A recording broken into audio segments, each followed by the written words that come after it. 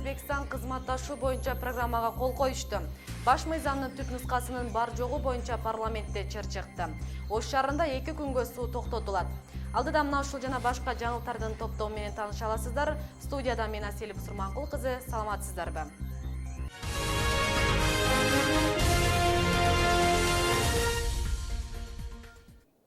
Кыргызстан менен Өзбекстан кызматташуу боюнча программага кол коюшту.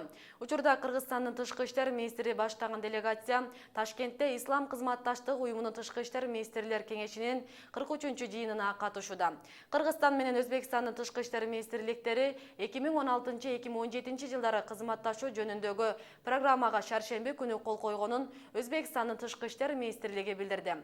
Бул жолугушууда кыргыз-өзбек мамилесинин актуалдуу маселелери талкууланды.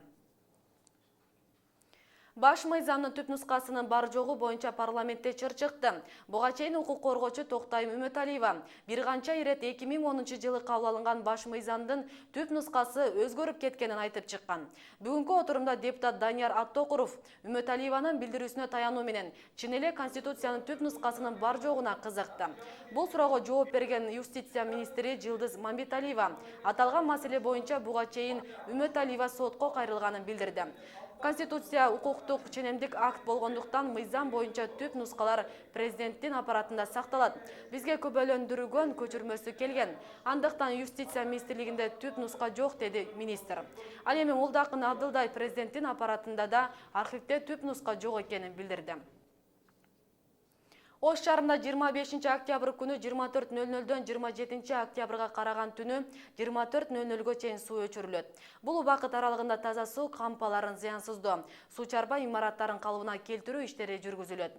Бул тууралуу ынтымакка Ош шаардык суу чарба башкармалыгынан кабарлашты. Оңдоп түзөө иштери күз-кыш мезгилине даярдык көрүү үчүн жүргүзүлөт. Буга байланыштуу таза суу берүү убактылуу токтотулат. Ош шаар суу канал муниципалдык ишканасы жашоочуларды ишкана мекемелерди жана таза сууну керектүү көлөмдө камдап алууну суранат. Ошто бала бакчаларга жылуулук бүгүндөн баштап берилет. Андан кийин гана мектептерге бериле баштайт. Эгер абанын температурасы көтөрүлсө, билим берүү мекемелеринде жылуулук кайрадан өчүрүлөт. Бул тууралуу ынтымакка Ош шаардык жылуулук камсыздоо муниципалдык ишканасынан билдиришти. Калкка жылуулук өз убактысы менен 15 ноябрдан берилет. Аба ырайы кескен сууктап кетсе да, шаардык мэриянын токтому чыкмайынча бере албайбыз. Бизде эл үчүн жылуулук 120 күнгө гана мерчемделген. Азыр бере турган болсок 150 күнгө чыгып пландан ашып кетет деп айтылат маалыматта. Кече 18 октябрь күнү Ош шаардык төрөт үйүнө жылуулук берилген. Буга чейин жылуулук камсыздоо ишканасы абанын температурасы түнкүсүн 7 градуска жеткенде жылытуу сезону башталарын билдиришкен болчу. Белгилей кетсек, былтыр Ош шаарына 15 ноябрдан баштап жылуулук берилген.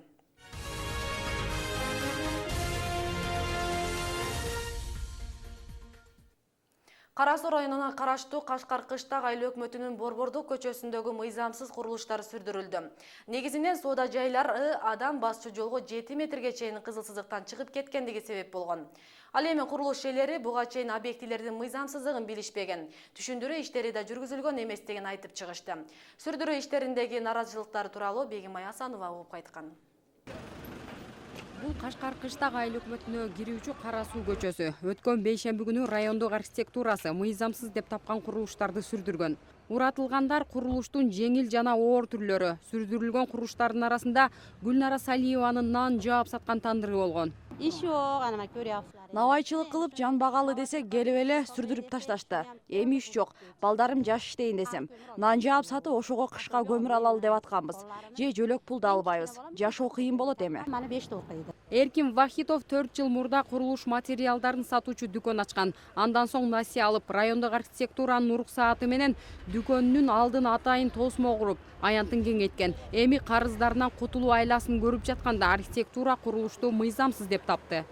Биз биринчи курулушту баштайтканда Биз курулушту баштап жатканда кура бергиле, документ жасап беребиз дешкен. Эми минтип оор курулушту кургандан кийин же документ жок, мыйзамга жооп бербейт деп коюшту. Кредит алып ушинтип курдум эле. Эми аны кантип төлөйм, айлам жок калдым. Lekin shu tirikchilik bo'ladi. Kreditlarimiz bor, kreditlar kim to'lash hayronmiz hozir endi. Бул иш-аракеттердин баары өкмөттүн токтомуна ылайык жүргүзүлүүдө. Бул тууралуу Кара Суу райондук архитектура кызматынан билдиришти. Кашкар Кыштак айыл өкмөтүндөгү мыйзамсыз курулуш ээлери 7 метрге чейин соода саттык күркөөлөрүн мыйзамсыз орнотушкан. Алардын бул жооруктары үчүн аталган кызмат бир нече ирет түшүндүрүү иштерин жүргүзүшкөн. 7-8 метрге чейин кирип келишкен. Фактически эскиден ал жерлер бар да, ошол эски үйлөр ошол учурда генпланга массаштырып берилген эле да. Азыралары бери ошол тротуарларды кошуп, значит, ошондой баягындай магазин дүкөндөрдү кеңейтип алышкан да. Маалым болгондой, мыйзамсыз курулуштарды сүрдүрүү иштери республикалык деңгээлде жүргүзүлүүдө. Анда шаар жана айыл аймактарындагы белгиленген аянттан чыгып кеткен курулуштарга сүрдүрүү иштери улантылат. Бегимай Асанова, Арген Калыбек уулу, Ынтымак. Орусияда иштеп жүргөн энесин сагынып, сөйкөсүн 2000 сомго сатып жөнөгөн окуучу кыз жолдон кармалып, айылдагы тайенесине өткөрүп берилди. Бул тууралуу Ош облустук ички иштер башкармалыгынын басма сөз катчысы Жеңиш Ашырбаев кабарлады. Эске салсак, 17 октябрь күнү Өзгөн шаарындагы Мунаранын жанынан Өзгөн райондук милициясынын кызматкерлери рейд учурунда окуучу кызды тапкан. Кыздын аты Малика экенин айтып, башка эч нерсе айтпай койгон. Ал эми милиция жарандарды бул кыздын жакындарын табууга көмөктөшүүгө чакырган. Чет жердеги кыргыздар Азиз Мурадилаевдин экинчи операциясына каражат топтоду. Актер Азиз Мурадилаевдин Москвада жасалган биринчи операциясы ийгиликтүү өттү. Эми ал 2 айдан кийин Индиянын клиникаларынын биринде экинчи операциясын жасатышы керек. Америкада жашаган кыргызстандыктар Азиз Мурадилаевдин Индияда боло турган экинчи операциясына каражат топтоду. Акыркы маалыматтарга ылайык учурда 67 кыргызстандык $2269 чогултту. Ал эми операция үчүн $25,000 керек. Актердун жубайы маалымдагандай, дарыгерлердин корутундусуна ылайык экинчи операция 2 айдан кийин болушу керек.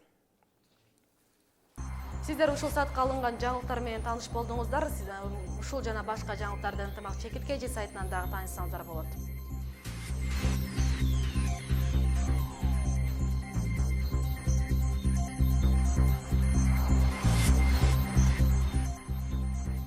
Мен болсо сиздер менен коштошом. Ар дайым жакшы жаңылыктар менен амандашалы. Алдыда барай, менен таанышсаңыздар.